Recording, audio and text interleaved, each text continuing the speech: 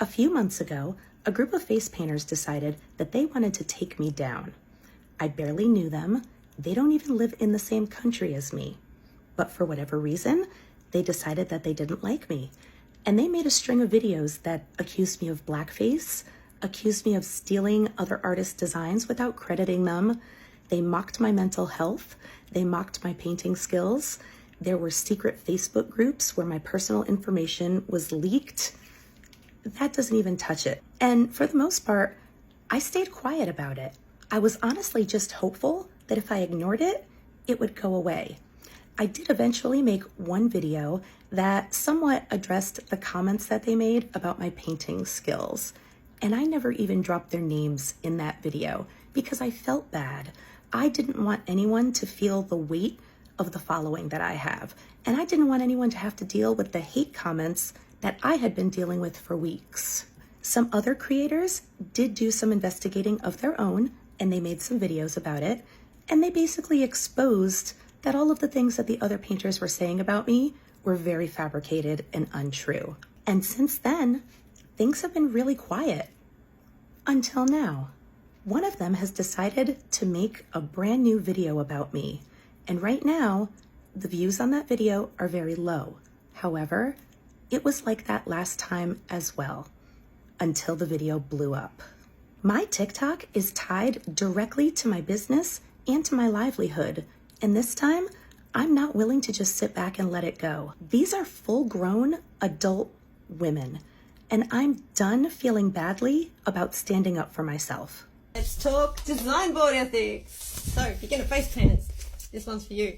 I recently got sent an image of a fellow face painter's design board. Obviously, I wasn't surprised when I saw who it was and why it was being sent to me. It's somebody I've had beef with in the past. But the board itself did concern me, and it's something that we need to address within our face painting community, especially for beginner face painters, so that they know that this is not okay. So this is it, right here. It's just an innocuous design board, right? Right, except I know that design, and I know that picture. And look, there's a cropped watermark on the corner here.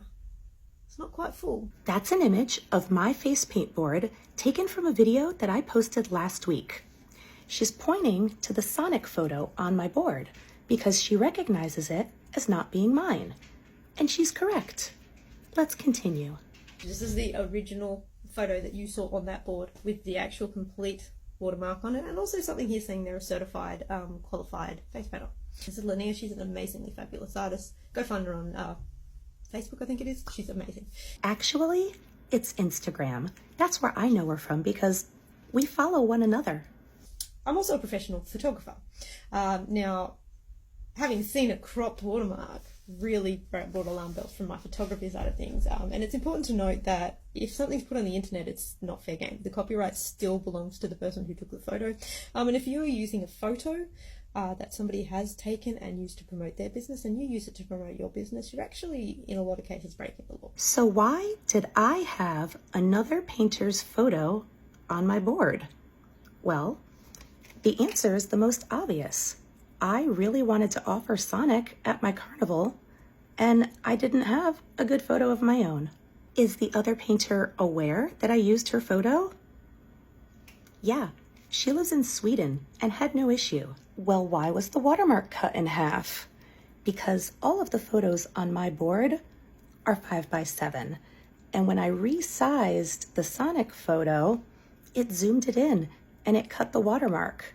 But again, she's a painter in Sweden. Before they can fire back and now accuse me of stealing Linnea's design, let me show you why I used this particular photo. This is the 60-second Sonic that I did for a video back in April of 2021. And I still wanted to use this design, just, not done in 60 seconds. If you look at the top of the other design, it's very, very similar to mine. So I knew when I painted it on a child, it would look basically the same. And it was like 100 degrees at this carnival. So I just told the kids that I wasn't doing the bottom half of the face because it was so hot. I had no issues. As well as my other two skills, I've also worked in business promotion and marketing. And a lot of beginner face painters will make the mistake when they do use other people's images of over-promising and under-delivering. Now this is the part where I decided that I was going to say something. Because up until here, It could be argued that she was just trying to educate new painters on what could happen if you use someone else's photos. But then she used a screenshot from my 60-second Sonic and suggested that that was the quality that I was putting on kids. Particularly if you're a beginner face painter, we don't do that because we don't want to harm our business. We want to build our business to the point where we are successful. And we don't do that by going, I can do this, and then delivering this. Just to clarify, I put that photo on my board on Thursday morning. On Thursday night, I painted a Sonic and got this photo.